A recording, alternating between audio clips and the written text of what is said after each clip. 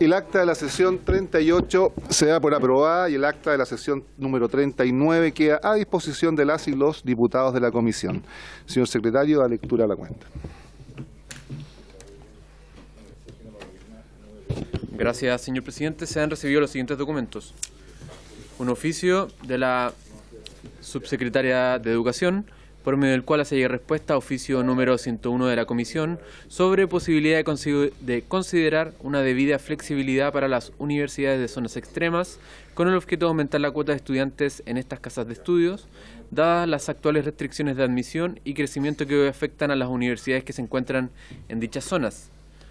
Y también otro oficio de la subsecretaria de Educación, a través del cual envía respuesta a oficio número 93 de la Comisión e informa respecto a los cupos para el programa Residencia Familiar Estudiantil para las comunas de Isla de Pascua y Juan Fernández, para lo cual adjunto oficio número 486 de la Junta Nacional de Auxilio Escolar y Becas. Terminada la lectura de la cuenta, señor presidente. Muchas gracias. Estamos a la espera de que se conecte nuestro invitado, el economista Fernando Cabrales. Así que voy a dar varios, a ver si pueden ser bastante breves, por favor.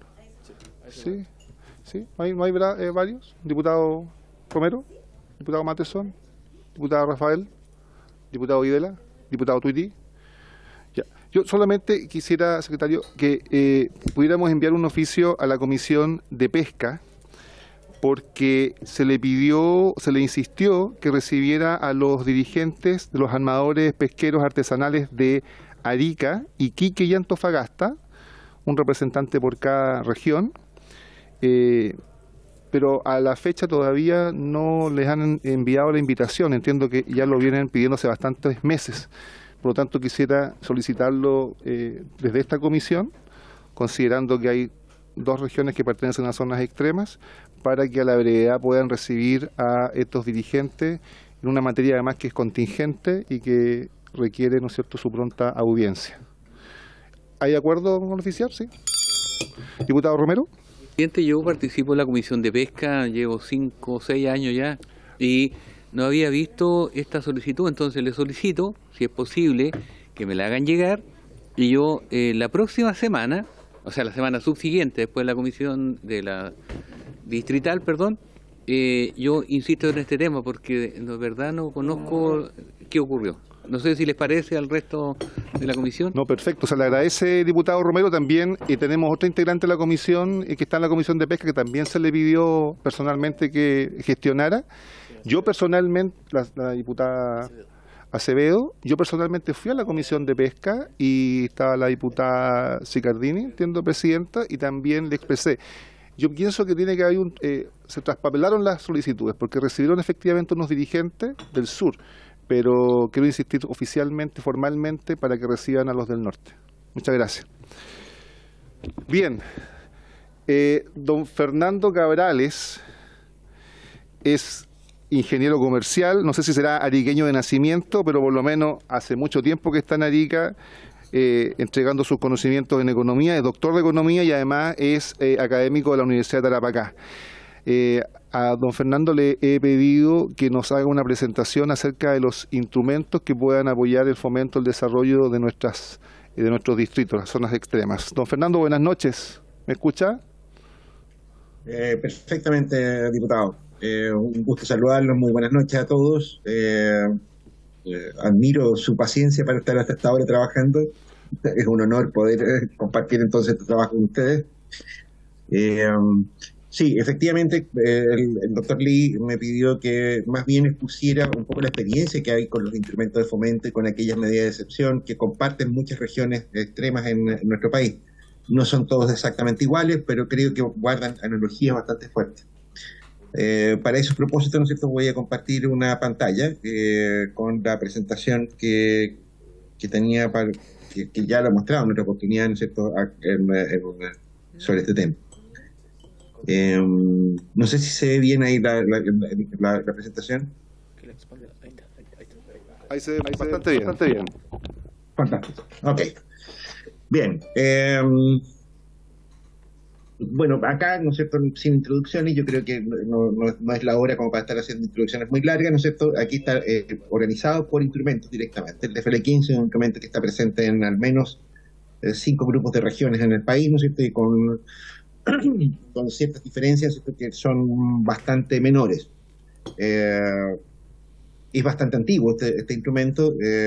Si ustedes recuerdan, aquí está un poco la historia de este instrumento de fomento. Es del año 1981, ¿no es cierto? Y ha sido actualizado en varias ocasiones. Se trata, ¿no es cierto?, de un instrumento que básicamente lo que hace es bonificar las inversiones que se realizan en zonas extremas, en algunas zonas que están definidas en la ley. Estamos pensando en Arica, Parinacota, Tarapacá, Aysén, Magallanes y las provincias de Palena y no me acuerdo cuál es la otra, Chiloé y Palena. En este instante, ¿no es cierto?, es un instrumento que subsidia el 20% de ciertas inversiones elegibles, ¿no es cierto?, en este tipo en esta región. Aquí está el listado de activos bonificables y está orientado a pequeños y medianos inversionistas. Estamos hablando, ¿no es cierto?, en construcciones, maquinarias, equipos, animales finos para la producción y otros activos directamente vinculados a la producción. La norma, ¿no es cierto?, es una norma bastante conocida, ¿no es cierto?, pero tiene algunos problemillas que yo creo que vale la pena mirarlos y corregirlos, ¿no es cierto?, en este proceso.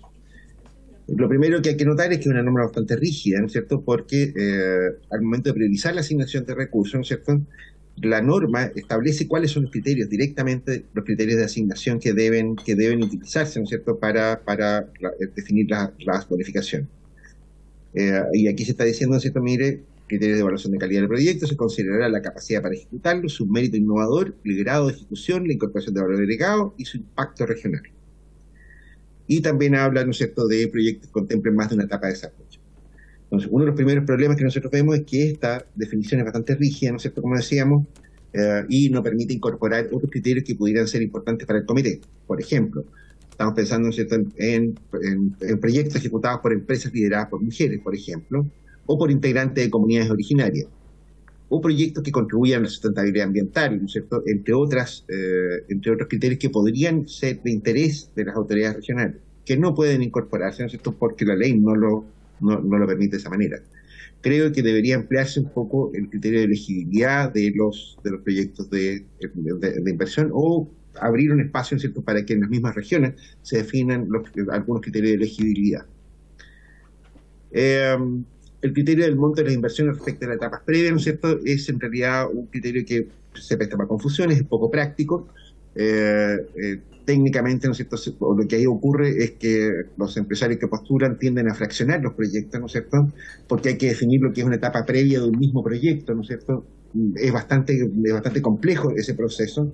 En general, ¿no es cierto?, lo que hemos visto es que en casi todas las regiones donde se aplica el DFL15, este criterio se tiende a dejar con una ponderación muy pequeña, ¿no es cierto?, y además muy poco operacionalizable. Además es bastante inconsistente, ¿no es cierto?, porque el DFL15 es un sistema de bonificación que permite que es asignación anual. Entonces, en realidad, ¿no es cierto?, uno puede postular por etapas los proyectos, ¿no es cierto?, también. No tiene mucho sentido, ¿no es cierto?, que se bonifique un proyecto de inversión porque tiene varias etapas de aplicación de inversión. Creo que eso es una cuestión que debería revisarse y sacarse, ¿no es cierto?, del mismo sistema.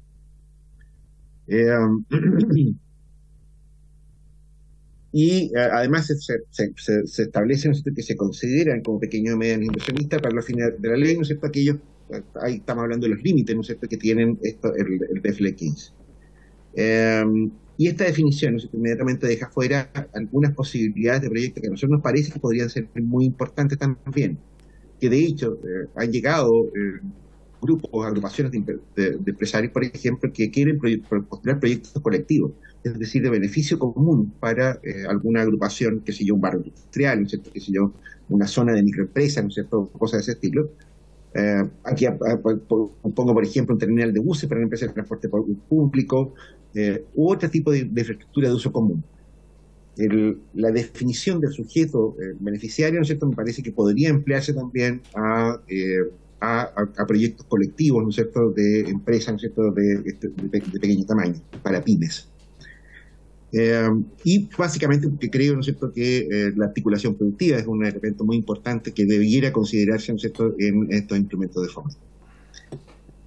Aquí he subrayado, ¿no es cierto?, que el instrumento, ¿no es cierto?, ha mostrado ser un muy buen instrumento en el sentido que apoya fuertemente a aquellas empresas que tienen un compromiso con las regiones, un compromiso efectivo durante muchos años.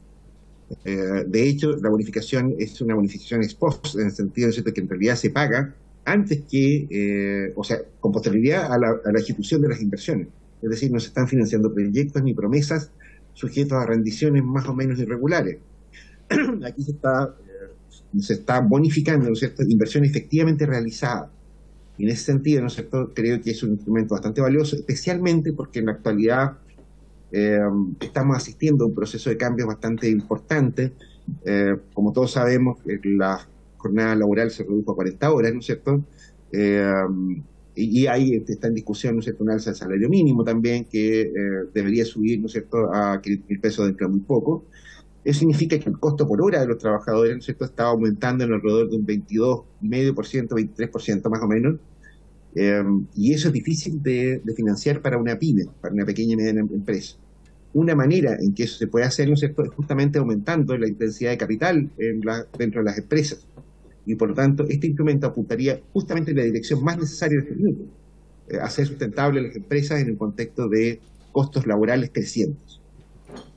Eso básicamente respecto al DFLX. El 889, ¿no es cierto?, es también un instrumento que está presente en las mismas regiones, es una bonificación a la contratación de trabajadores. Ahí está la explicación, ¿no es cierto? Es una ley del año 2003 en este minuto, ¿no es cierto? En realidad ya no tiene nada de 889, ¿no es cierto? Es la ley 19.853, ¿no es cierto? Y bonifica en un 17% de la renta imponible de los trabajadores, con un tope que hoy día está en alrededor de 181.000 pesos la renta, digamos. Tiene unas pequeñas variaciones regionales. En el caso de Arica, ¿no es cierto?, se han evidenciado estos problemas. En realidad, estos son problemas comunes al decreto. Y el problema, ¿no es cierto?, se puede sintetizar de la manera en que está aquí. En la ley, ¿no es cierto?, del año 2003, ¿no es cierto?, se fijó un valor. Esa es la explicación de por qué están esas cifras, ¿no es cierto?, en este lugar. Se fijó un valor, ¿no es cierto?, de la remuneración tope imponible. Es decir, el máximo de remuneración imponible, ¿no es cierto?, que se podía subsidiar con el 889. Y ese valor, ¿no es cierto?, se va reajustando por el IPC anualmente. Por eso llegamos a esa cifra tan rara, ¿no es cierto?, 181.773 pesos de remuneración. El 17% de eso es el tope máximo de bonificación a través de este instrumento. El problema que tiene esto, ¿no es cierto?, es que esto no tiene mucho sentido práctico, ¿no es cierto?, porque de hecho hoy día, ¿no es cierto?, esta bonificación está por debajo del salario mínimo. Es decir, no es el 17% de nada hoy día, porque no se puede contratar por 381.773 pesos a nadie. En realidad, el instrumento, ¿no es cierto?, es un instrumento que bonifica en un 15%, en un 14% aproximadamente, las remuneraciones, ¿no es cierto?, en salario mínimo. Si además consideramos que las cotizaciones previsionales por la reforma previsional pueden subir hasta la orden del 16%, ¿no es cierto?, para capitalización individual, ¿no es cierto?, eventualmente, ¿no es cierto?, incluso esta bonificación sería todavía menor. Que está mal estructurado. Hay un problema, ¿no es cierto?, también con los pagos que se deben hacer. La bonificación deja de pagarse, ¿no es cierto?, cuando el empleador incumple obligaciones tributarias previsionales. Y está bien, ¿no es cierto?, eso es una cuestión legal. El problema, ¿no es cierto?, que de nuevo, esto es importante para las empresas pequeñas y medianas de las ciudades, especialmente aquellas que son intensivas en mano de obra, ¿no es cierto? Y muchas de estas empresas, especialmente en los ciclos económicos, se ven afectadas, ¿no es cierto?, por razones que están fuera del alcance de ellos. Es decir, si hay un ciclo de baja actividad, empresas con muchos trabajadores probablemente van a tener problemas para pagar, no porque no quieran, sino que simplemente porque se enfrentan a una situación imprevista. Y eso significa que se producen lagunas previsionales, se producen pérdidas de prestaciones, ¿no es cierto?, porque los trabajadores dejan de pagar la AFP, ¿no es cierto?, la ISAPRE, ¿no es cierto?, la FONASA, qué sé yo qué. Y creo que una manera, ¿no es cierto?, de solucionar ese problema, ¿no es cierto?, sería pagar directamente, ¿no es cierto?, al trabajador en caso de que se mantenga el vínculo laboral. Podría ser una manera de aliviar un poco la carga, ¿no es cierto?, especialmente pensando en situaciones cíclicas, ¿no es cierto?, de actividad económica en la región. Después, esta bonificación, ¿no es cierto?, también funciona como un incentivo a la formalización de los puestos de trabajo. En el caso de Arica eso es especialmente importante. Arica suele tener una tasa de empleo informal, ¿no es cierto?, que está en el orden de unos entre 7 y 10 puntos porcentuales promedio por arriba del promedio nacional. Condición de frontera probablemente. Esto no es igual, ¿no es cierto?, en otras regiones donde se aplica este instrumento, el 889. En regiones como Magallanes, Aysén, ¿no es cierto?, la proporción de gente informal es bastante más baja. Pero en el caso de Arica, ¿no es cierto?, esta cuestión es muy importante. Aquí aparece un incentivo positivo, si se quiere, a la formalización de los trabajadores. Todos sabemos, ¿no es cierto?, que la forma de controlar esto, ¿no es cierto?, en nuestra legislación es por la vía de las inspecciones, ¿no es cierto?, la inspección del trabajo, ¿no es cierto?, qué sé yo, por la vía negativa, si se quiere, por la vía de los castigos. En mi opinión, esto podría ser una muy buena idea, ¿no es cierto?, tener un estímulo positivo, ¿no es cierto?, a la formalización de la actividad económica, que en el caso de economías de frontera es un temazo, es un problema realmente serio. Por lo tanto, ¿no es cierto?, yo creo que ahí lo que se puede hacer, ¿no es cierto?, es mantener, ¿no es cierto?, dejarlo más bien permanente en el tiempo. Aquí hay un poco, ¿no es cierto?, una explicación de la lógica del 889, ¿no es cierto? Lo que se está haciendo acá, ¿no es cierto?, en la práctica es cubrir los costos no salariales, ¿no es cierto?, de la contratación de trabajadores. Esta brecha, ¿no es cierto?, que yo estoy mostrando acá, ¿no es cierto?, responde a eso. Aquí están las cotizaciones previsionales, los seguros de salud, ¿no es cierto?, los seguros de accidentes, etcétera, ¿no es cierto? Y todo eso, ¿no es cierto?, produce una diferencia, ¿no es cierto?, entre el salario que reciben las personas y el costo en que incurre la empresa y los trabajadores. Lo que hace el 889, ¿no es cierto?, en la práctica es llevar a un punto de equilibrio, ¿no es cierto?, en el cual la diferencia se hace ninguna. Y eso tiene mucho sentido económico, ¿okay? Porque eso no produce una inflación artificial, ¿no es cierto?, de trabajadores. O sea, no es que se estén contratando trabajadores cuya productividad no alcance, ¿no es cierto?, a pagar el salario. No es que estemos subsidiando la contratación de trabajadores ineficientes, sino que lo que estamos haciendo es eliminar una distorsión de mercado, ¿no?, que se produce cuando existen estos costos no salariales. En síntesis, ¿no es cierto?, la bonificación debiera fijarse en términos del costo no salarial de contratación, si es que queremos mantener la misma lógica que tiene que estamos mostrando en este gráfico. Es decir, ¿no es cierto?, debería indexarse al valor de las contribuciones al seguro de salud y fondo de pensiones del salario mínimo. Y eso es para que la bonificación no pierda importancia a lo largo del tiempo. Y específicamente en el caso de Arica, debiera hacerse permanente por este efecto formalizado que habíamos comentado recién. Después, tenemos la legislación de... Don Fernando, ¿lo puedo interrumpir antes de terminar con el 889? Que me parece, no sé si a los colegas no les pareció tremendamente interesante esta propuesta de que en vez de pasarle la bonificación o beneficio al empleador, en el fondo lo que usted nos ha planteado es que pueda pagar directamente los pagos previsionales, porque ahí hay como un doble beneficio. Por un lado, se evita que se interrumpa el beneficio al no caer el empleador en incumplimiento, y por otro lado, como usted dice, se incentiva la formalización o el empleo formal, sobre todo en ciudades fronteras. Entonces, y como además no incurre en un gasto adicional, porque en el fondo estaríamos acá modificando la norma, pero no agregando más gasto público, yo le quería proponer, no sé si le parece a la comisión, ¿usted cree que pudiéramos nosotros hacer una modificación de la norma, hacer un proyecto para poder ajustar el 889 en los términos que usted nos ha propuesto y poder presentarlo acá como un proyecto de toda la comisión? Por supuesto, o sea, la norma, ¿no es cierto?, eso no es difícil de hacer, ¿no es cierto?, esos son 3 o 4 párrafos, ¿no es cierto?, de la norma que está rigiendo este proyecto. La viabilidad política de eso ya es resuelta de los diputados, ¿no? Yo no tendría inconveniente, ¿no es cierto?, en estructurar una proposición legislativa sobre ese asunto. Yo lo voy a molestar y le voy a exponer acá a los colegas de la comisión. Ahora hay bastante, estamos de los dos extremos de Chile y a lo mejor podemos levantar un proyecto de ley en ese sentido. Así que cuento con su colaboración. Muchas gracias. Lo que sea por nuestra región, aprovecho de pasar el aviso. Yo nací en Santiago, pero los ariqueños nacen donde quieren. Ustedes saben eso, ¿no es cierto? Bien, ley de zona franca, ¿no es cierto?, es otro temazo que es importante, ¿no es cierto? Y de nuevo aquí tenemos distintos regímenes francos, ¿no es cierto?, a lo largo del país. Magallanes tiene un esquema Aysén tiene otro, ¿no es cierto? Tarapacá tiene otro distinto del de Arica, etcétera. Yo puedo más bien responder por lo que está ocurriendo, ¿no es cierto?, en el caso de Arica. Arica, ¿no es cierto?, tiene desde el año 77 una zona franca industrial. Un poco, ¿no es cierto?, derivado quizás del esfuerzo que se hizo en décadas anteriores, ¿no es cierto?, para generar un polo industrial en Arica, ¿no es cierto?, pensando probablemente, ¿no es cierto?, su condición de frontera, etcétera. El cambio de políticas económicas, ¿no es cierto?, que ocurren después del golpe de Estado, ¿no es cierto?, convierte a la economía chilena en una economía abierta. Y eso produce un perjuicio desproporcionado en aquellas regiones que tenían instaladas industrias. El caso de Arica, ¿no es cierto?, es exactamente ese caso. Y probablemente, ¿no es cierto?, el gobierno de la época, ¿no es cierto?, lo que hizo fue conceder esta zona franca industrial, es decir, permitió, ¿no es cierto?, que aquellos productos, ¿no es cierto?, que se elaboraban total o parcialmente en una zona que ya tenía un desarrollo industrial importante, como el caso de Arica, ¿no es cierto?, entraran con sus productos libres de aranceles, etcétera. ¿Okay? Efectivamente, ¿no es cierto?, por la época en Arica había una cantidad importante de empresas ensambladoras de automóviles, productoras de electrodomésticos, ¿no es cierto?, etcétera. Acá hay un museo muy bonito sobre las cosas que se hacían acá.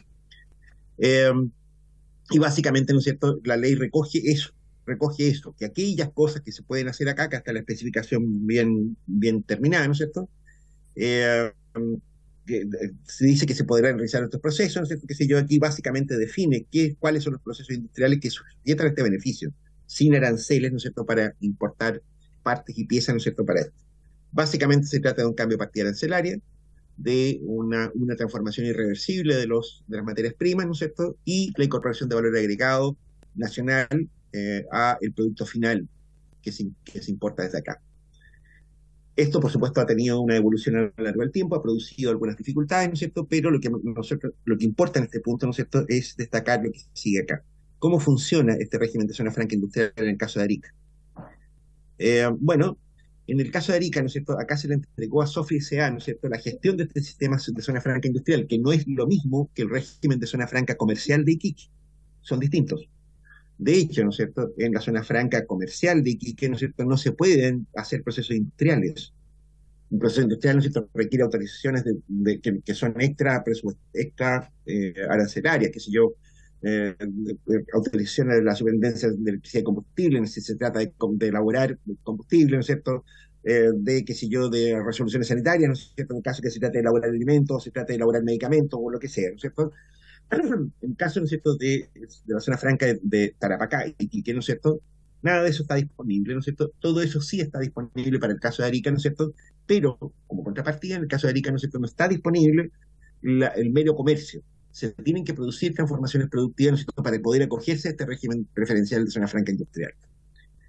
Bueno, pero los dos regímenes, ¿no es cierto?, de zonas francas, la comercial de Iquique y la industrial de Arica, ¿no es cierto?, quedaron en manos de Sofri S.A., ¿no es cierto?, a partir del año 90.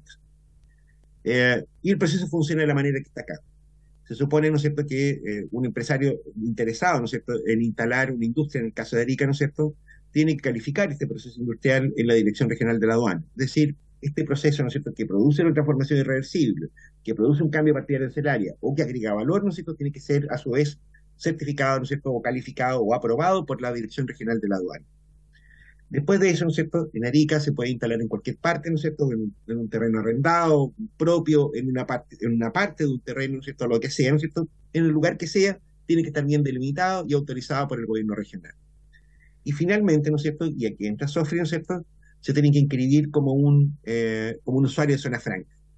Porque Sofri, ¿no es cierto?, tiene una función que es auxiliar de la administración pública. Ellos controlan la entrada y salida, ¿no es cierto?, de mercadería, ¿no es cierto? Entran materiales, insumos, ¿no es cierto?, para la producción de ciertas mercancías finales que no son iguales. Y hay, que si un control sobre un proceso productivo, etcétera, ¿no es cierto? Ahí aparece una serie de documentaciones, ¿no es cierto?, que administra también Sofri. Los SRF, ¿no es cierto?, que son solicitud de registro de factura, las salidas, las Z, ¿no es cierto?, etcétera. ¿Ok? Ese es el proceso en términos bien generales. Una empresa que opera, ¿no es cierto?, en zona franca industrial de Arica, ¿no es cierto?, tampoco paga impuesto de primera categoría si es que no quiere. Es decir, no está obligada, ¿no es cierto?, a pagar PPM, ¿no es cierto?, ni está obligada a pagar impuestos de primera categoría. Solo pagan impuestos, ¿no es cierto?, los contribuyentes de segunda categoría, es decir, las personas naturales. Aquí el régimen está completamente integrado, ¿ok? El problema que tiene esto, ¿no es cierto?, es que aquí se hizo algo que, ¿no es cierto?, que en mi opinión es un error que no se percibió a tiempo. Ocurre que Sofri, ¿no es cierto?, ni siquiera puede vender los terrenos donde opera. La zona franca comercial de Iquique, ¿no es cierto?, está circunscrita a un terreno, ¿no es cierto?, a un área que está bien delimitada en la propia ley. Y esos terrenos además tampoco se pueden vender. El resultado de eso, ¿no es cierto?, es que Sofri en realidad es un gestor inmobiliario y el 80% de los ingresos que obtiene, de las ventas que obtiene Sofri, ¿no es cierto?, provienen del arriendo de locales, tanto en los módulos como en los galpones. Otro 10% viene de la gestión de estos documentos, los SRF, ¿no es cierto?, los Z, ¿no es cierto?, ese tipo de cosas, y el resto por prestaciones de servicio. Es decir, estamos pensando, ¿no es cierto?, que alrededor de la gran mayoría, ¿no es cierto?, el 90% de los ingresos de Sofri, ¿no es cierto?, provienen de la gestión del parque del recinto cerrado de Iquique. Y resulta que en Arica, ¿no es cierto?, ni siquiera puede haber un recinto cerrado, porque las personas pueden instalar su industria en cualquier parte donde se les ocurra. Bueno, lo que ha terminado por ocurrir en estos 30 años, ¿cierto?, es que Sofri se ha opuesto sistemáticamente al funcionamiento de la zona franca industrial de Arica, cree que es una competencia, ¿no es cierto? Yo creo, en mi opinión, Sofri, ¿no es cierto?, tiene problemas de gestión bastante importantes, porque percibe, ¿no es cierto?, esto como un problema, ¿no es cierto?, la zona franca industrial de Arica. En mi opinión es una oportunidad, pero bueno. Pero en la práctica, ¿no es cierto?, lo que ha ocurrido, ¿no es cierto?, es que en los últimos 30 años, Sofri, ¿no es cierto?, se ha revelado un poco, ¿no es cierto?, la actitud que ellos han tenido a partir de la formación de la región de Arica-Parinacota. Hasta antes de eso, ¿no es cierto?, mientras las autoridades estaban todas en Tarapacá, ¿no es cierto?, en realidad no había mucho problema de funcionamiento. Se veía como que la ley de zona franca industrial de Arica no funcionaba muy bien, pero nadie sabía muy bien por qué. De hecho, ¿no es cierto?, en caso de Arica, ¿no es cierto?, han habido por lo menos 2 demandas de Sofri contra el Estado, ¿no es cierto?, por este tipo de normas legales, en contra del Estado, ¿no es cierto?, a propósito de un caso en particular, ¿no es cierto?, el año 2007-2008, por ahí, ¿no es cierto?, que tiene hasta un fallo de la Corte Suprema, y en el caso, ¿no es cierto?, de la ley Arica 1, ¿no es cierto?, hace ya algunos años más. Pero bueno, ¿en qué estamos ahora? Hoy día, ¿no es cierto?, Sofri S.A., ¿no es cierto?, empezó a buscar, ¿no es cierto?, la extensión del contrato de concesión. ¿Por qué ocurre, ¿no es cierto?, que el actual contrato de concesión que tiene Sofri S.A., ¿no es cierto?, dura hasta el año 2030. Y eso significa, ¿no es cierto?, que el negocio inmobiliario que ellos hacen, ¿no es cierto?, es un negocio que hoy día está malo, porque no pueden ofrecer un horizonte de planificación muy largo a los clientes. Una persona que se instala en Sofri, en Iquique, ¿no es cierto?, hoy día tiene 7 años, ¿no es cierto?, simplemente de horizonte de planificación, y eso no permite hacer inversiones cuantiosas ni nada que se le parezca, y por tanto ellos están necesitando más plazo para para su concesión. Eso ya lo notaron hace ya un par de años atrás, ¿no es cierto? Y a partir del año 2021, ¿no es cierto?, el año 2021, ¿no es cierto?, el Ejecutivo, ¿no es cierto?, es decir, el Ministerio de Hacienda, ¿no es cierto?, ¿no es cierto?, envió un proyecto de ley, ¿no es cierto?, que incorpora la extensión de concesión de Sofri S.A. Pero además, elimina el sistema de control que tiene Sofri S.A., ¿no es cierto?, sobre el sistema Zona Franca Industrial de Arica. Porque todo el control de proceso, ¿no es cierto?, de Zona Franca Industrial, ¿no es cierto?, queda en manos de aduana a través de sistemas digitales.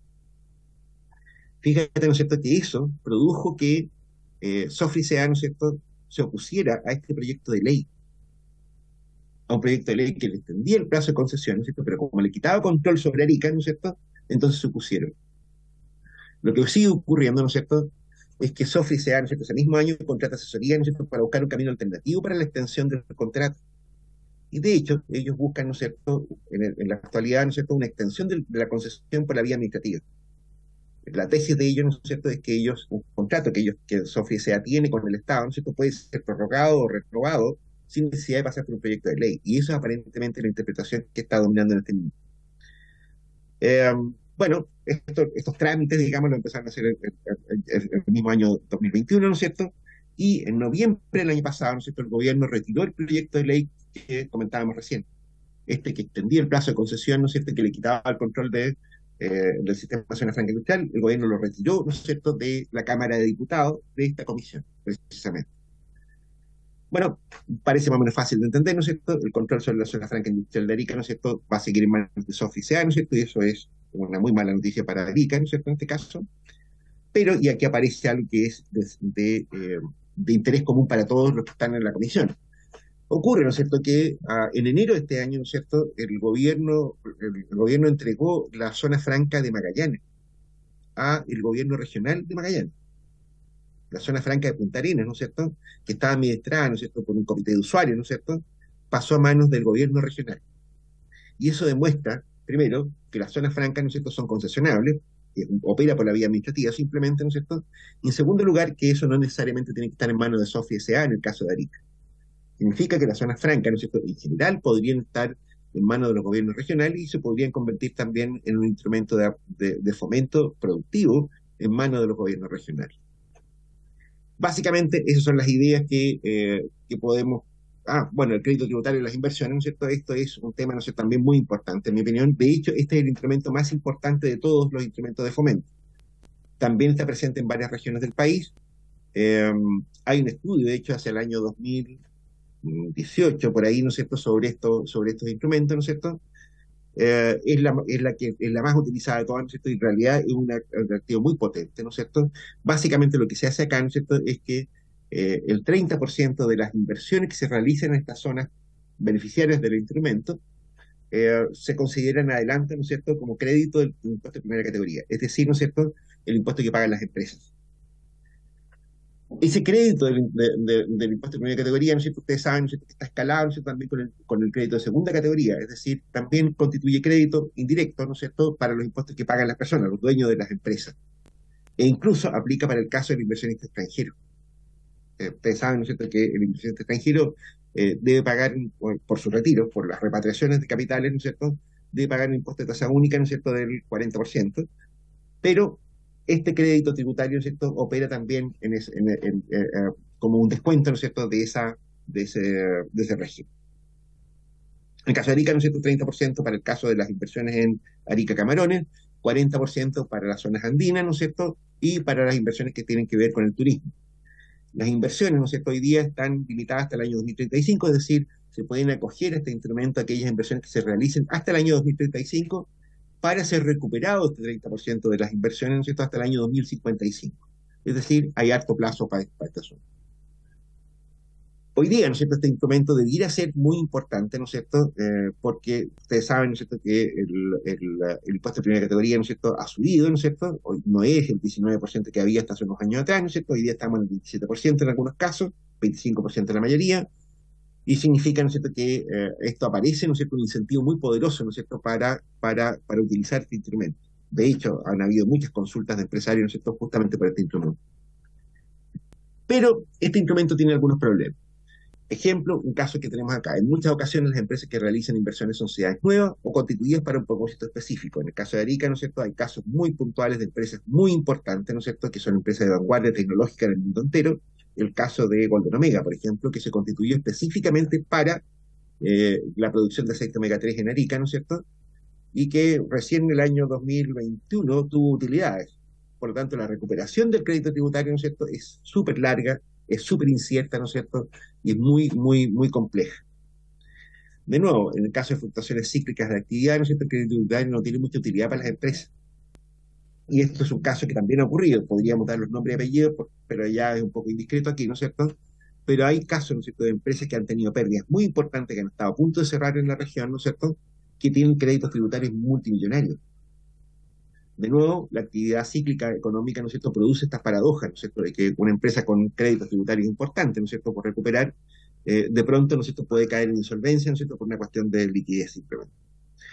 Lo que se propone en este caso, ¿no es cierto?, es que el crédito tributario de las inversiones pueda transferirse de alguna manera a empresas relacionadas, por ejemplo, en la propiedad, si las hubiera. Es decir, ¿no es cierto?, que se pudiera ceder directamente, ¿no es cierto?, desde la empresa beneficiaria a las empresas propietarias, ¿no es cierto?, de la empresa nueva, ¿no es cierto?, y mediante alguna deducción fiscal pudiera cederse a empresas financieras, por ejemplo, también. Es decir, hacerlo más transable, si quiere, el crédito tributario, ¿no es cierto?, para no dejarlo tan sujeto a los avatares, ¿no es cierto?, de la actividad económica regional, ¿no es cierto?, el crédito tributario. Esta proposición, ¿no es cierto?, de hecho, es también bastante consistente con algunas proposiciones que está haciendo la Asociación de Industriales de Arica. Ellos proponen, ¿no es cierto?, también, de alguna manera, hacer más transferible el crédito tributario, ¿no es cierto?, justamente por lo mismo. Porque, ¿no es cierto?, en muchos casos esto pudiera ser un apoyo financiero, ¿no es cierto?, para empresas con dificultades. Ellos están pensando más que nada en pequeñas y medianas empresas, pero está también en los documentos de Hacienda, ¿no es cierto?, una proposición en este sentido. Eso, Yo les diría, ¿no es cierto?, aquí hay varias, estas ideas, ¿no es cierto?, están bastante apoyadas, ¿no es cierto?, en la comunidad empresarial regional, ¿no es cierto?, y la impresión que yo tengo es que también en otras regiones hay una opinión muy parecida. De hecho, este domingo apareció un artículo muy extenso en el diario regional, ¿no es cierto?, sobre de las asociaciones industriales de Arica, ¿no es cierto?, que están pidiendo justamente cosas como esta. Eh, de hecho, la señora Silva, ¿no es cierto?, que estaba en una reunión de la CONUPI hoy día con el Ministerio de Hacienda, y ellos están proponiendo esas cosas como esta también. Eso, abierto. Quedo a disposición de ustedes, ¿no es cierto?, por si hay preguntas de más detalle, ¿no es cierto? Disculpen lo tarde, ¿no es cierto?, pero pues eso. Gracias, don Fernando. No, discúlpenos usted, tuvimos una sesión extendida en la tarde, por eso comenzamos con este retraso. Voy a dar la palabra a los diputados presentes en la comisión y también a los que están conectados en forma telemática. Olvidé también mencionar dentro del currículo de don Fernando Cabrales que fue director de Corfo por muchos años en la región. Así es que, a ver si abro a la mesa las preguntas. Diputado Matheson. Diputado Romero.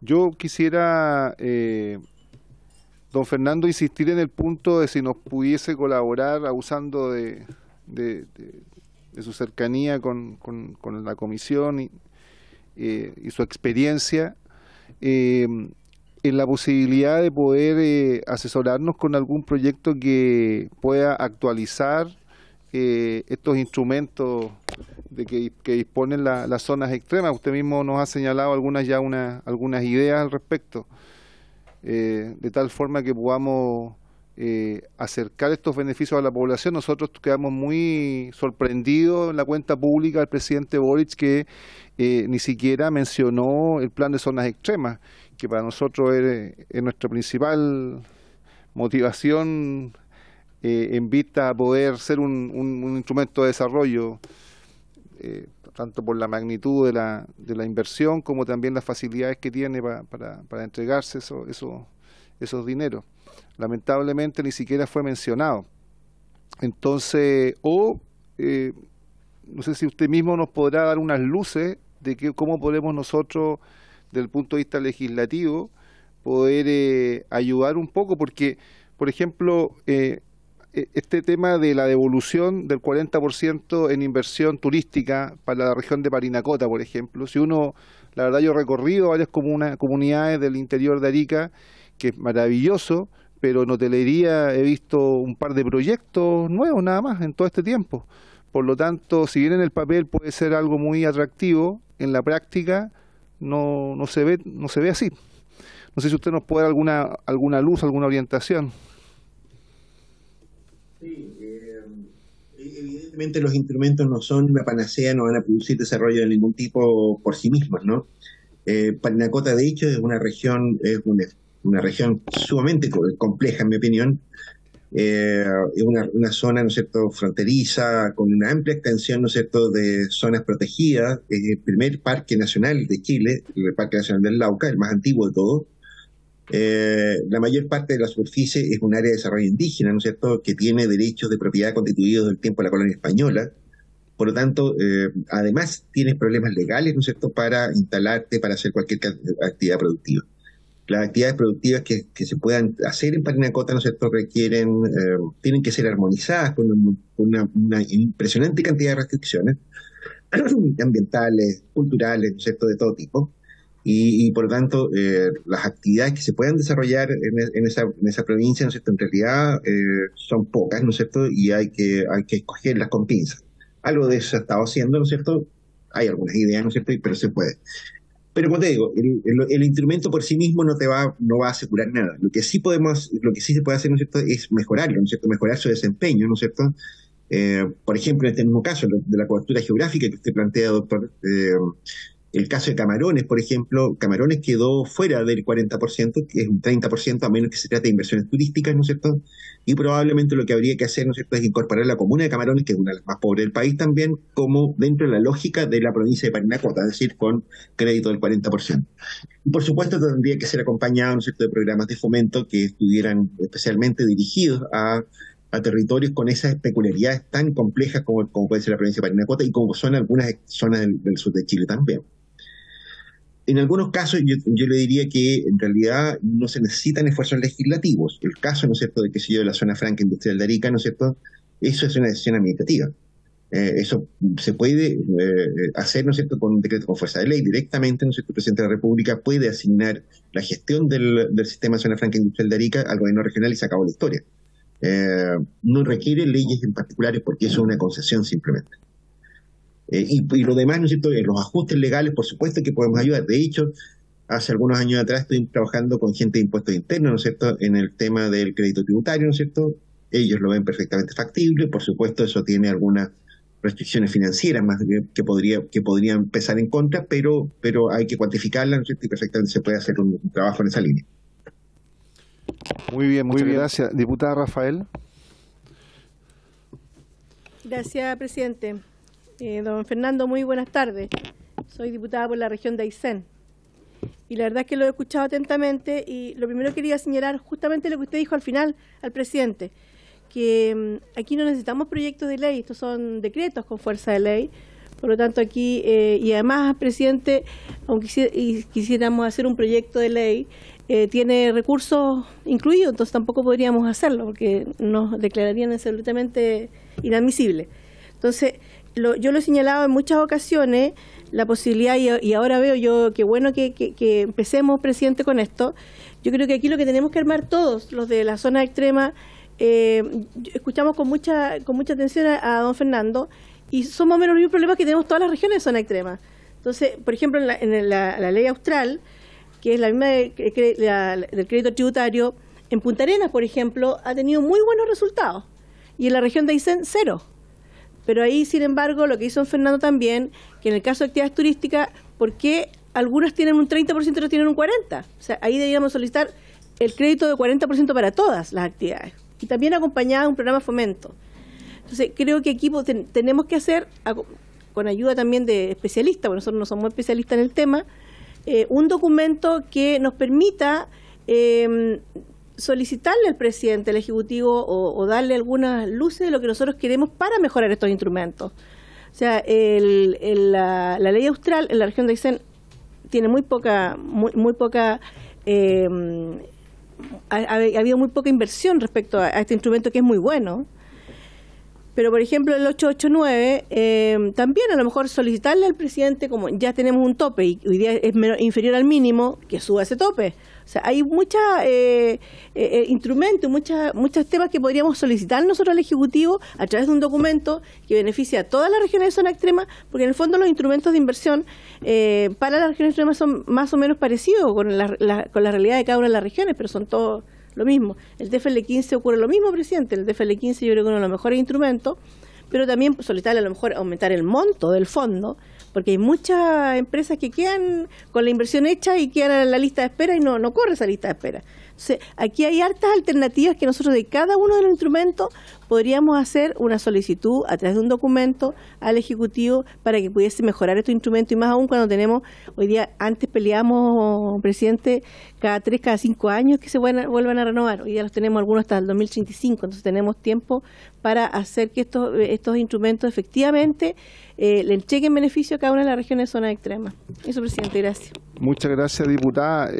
Sí, yo a respaldo a la diputada, yo creo que deberíamos reunirnos nosotros y empezar a redactar ese documento y pedir una audiencia con el presidente. Ya le enviamos un oficio pidiéndole explicaciones de por qué no mencionó el plan de zona extrema en la cuenta pública, pero también podríamos de una manera mucho más proactiva redactar un documento e ir a la moneda y nos reunimos con él. Me parece muy bien. Me alegro que partamos con una de las regiones y expongamos, cada una de las regiones pidámosle a un experto que nos venga a exponer y de ahí sacamos un compilado y hacemos un documento. Muy bien. Veo, Fernando, vamos a tener que trabajar juntos usted en su calidad de experto. Diputado, A ver. ocurre, ¿no es cierto?, que yo trabajo en una universidad pública estatal, ¿no es cierto? Y en Aysén hay también una universidad pública estatal ahora. Lo voy a sacar un poco de pica, diputado, desde el tiempo de Bachelet, ¿no es cierto? Hay una universidad pública también en Aysén, en Magallanes también, en todas las regiones incumbentes, ¿no es cierto? Hay universidades estatales, ¿no es cierto? Perfectamente se puede coordinar un trabajo universitario, ¿no es cierto?, que costaría nada, simplemente costaría que nos den la instrucción, ¿no es cierto?, nos den algunos recursos mínimos para trabajar estas cosas y elaborar en patota, ¿no es cierto?, instrumentos coherentes y ordenados, ¿no es cierto?, para mejorar las leyes de fomento en las zonas extremas. Eso perfectamente se puede hacer también. Excelente, sería un excelente respaldo, además, tener a las universidades estatales detrás de nuestro documento. A mí lo que, antes de pasar la palabra al diputado Romero, a mí lo que sí me salta la duda, estoy un poco deformado por la condición de médico. Un médico, cuando atiende a un paciente grave, entrega algunos medicamentos, algunas dosis, ¿no es cierto?, y cuando no hay resultado, cambia medicamento o aumenta las dosis, hace algo, porque en el fondo uno va reaccionando de acuerdo al resultado, a la respuesta del paciente. Entonces, en relación a lo que vemos, por ejemplo, en la región de Barica y Anacota, lo que nos ha presentado la diputada Rafael también en su región, claro, tenemos los instrumentos, pero si no está el resultado, el instrumento en el papel no es ni bueno ni malo. El instrumento sencillamente no está entregando resultados, por lo tanto el Estado debiera tener una modificación en cuanto a intensidad, cuantía, en cuanto a calidad, etcétera. Y no siempre vemos eso.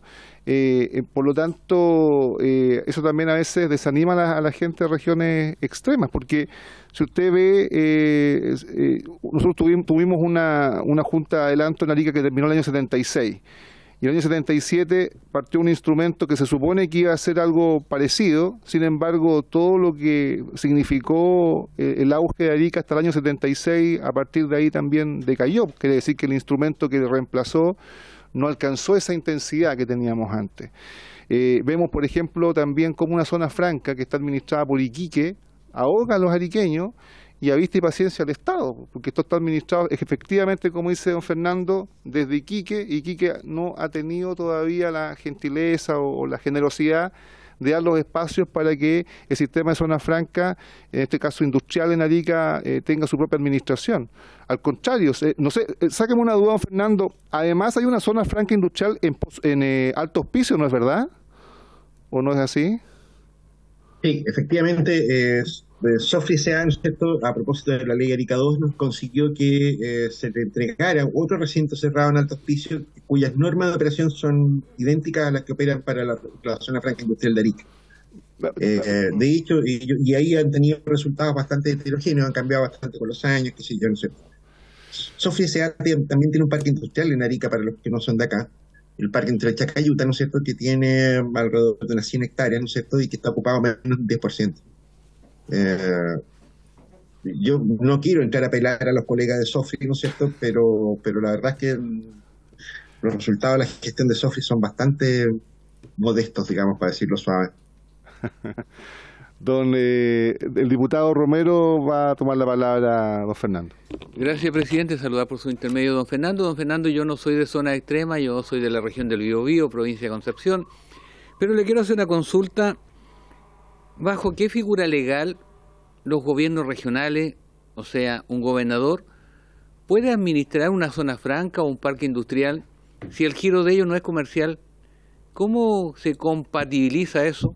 Disculpe mi ignorancia, pero yo tengo alguna idea comercial y no veo la figura en los gobiernos regionales, porque si administran un parque industrial tienen que cobrar arriendo, tendrán que pagar personal. Entonces me gustaría que usted me aclarara, no sé si el resto de mis colegas lo sabe, bajo qué figura ocurre esta administración. Gracias, presidente. Bien, y para poder escuchar la respuesta vamos a prorrogar la sala 5 minutos, ¿le parece? ¿Sí? Acordado. Don Fernando. Sí, don 5 minutos, la verdad es que no tengo idea. No, yo no soy, afortunadamente no soy abogado, pero conozco la ley de gobiernos regionales y lo que ocurre, ¿no es cierto?, es que en el caso de Punta Arenas, ¿no es cierto?, tiene también una figura parecida a la de Iquique, que también tiene un recinto cerrado, ¿no es cierto?, qué sé yo, y lo que se le entregó al gobierno regional es la administración de ese recinto cerrado.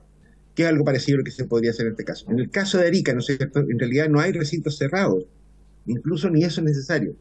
Si la ley de modernización de aduanas, ¿no es cierto?, fíjate que el último documento en papel que existe, ¿no es cierto?, en este momento son los documentos de Zona Franca de Iquique. El último documento en papel. La ley de modernización de aduanas, ¿no es cierto?, que el Congreso tuvo a bien aprobar, ¿no es cierto?, hace ya unos 6 años atrás, ¿no es cierto?, dejó todos los trámites en digital. Quedan solamente los SRF y los Z como documentos en papel. Eso es lo único que administra realmente Sofía hoy día respecto de Arica. ¿Okay? Entonces, si nosotros incorporamos esta posibilidad a la ley de zonas francas también, ¿no es cierto?, de que desaparezca esta cosa de los papelitos Z y SRF, ¿no es cierto?, en realidad tampoco hay un trabajo administrativo que tuviera que hacer el gobierno regional. En realidad, lo que quedaría en manos del gobierno regional serían probablemente infraestructura, como el Parque Chacayuta, ¿no es cierto?, que es un parque industrial como cualquier otro, ¿no es cierto?, y las actividades de promoción y gestión, ¿no es cierto?, de los instrumentos e incentivos para propósitos de desarrollo económico, quedarían en manos del gobierno regional. No es más que eso. Muy bien. Don Fernando, le agradezco nuevamente su presentación, su gentileza y su disposición para con esta comisión y esperamos tenerlo nuevamente.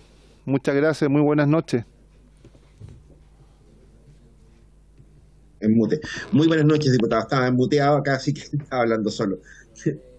Muy buenas noches. Muy bien.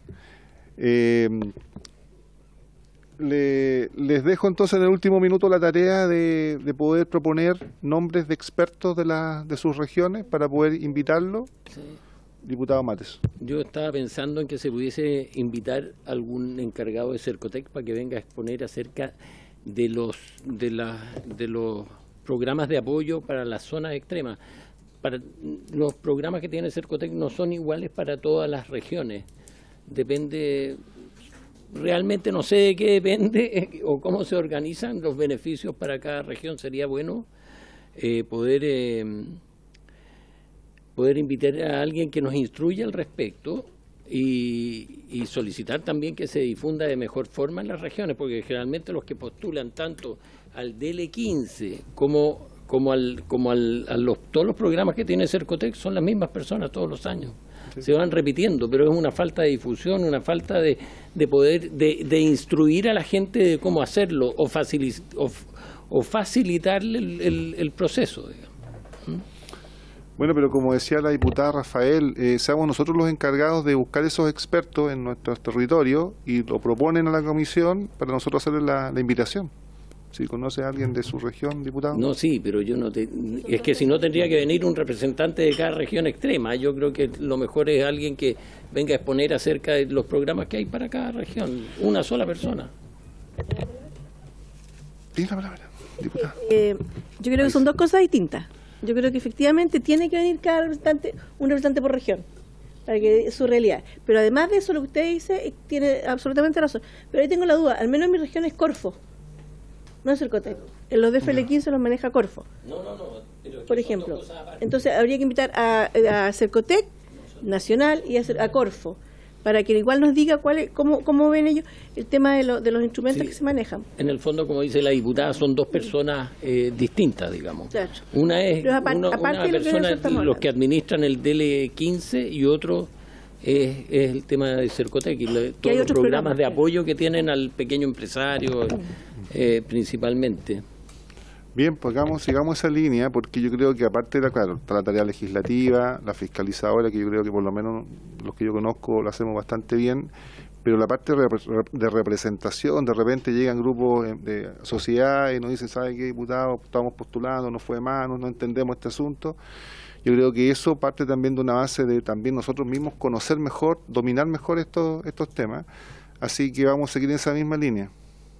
A propósito, les cuento, en la mañana, por otra razón estuve en La Moneda y me crucé con el subsecretario Cataldo, así que muy probablemente en julio lo tengamos nuevamente aquí exponiendo. Yo creo que finalmente, yo no sé cómo les pareció a ustedes que no fuera nombrado el plan de zonas extremas, no tenemos ninguna noticia al respecto y yo creo que se está desinflando esa propuesta del presidente, esa promesa de hacer de la zona extrema una política de Estado.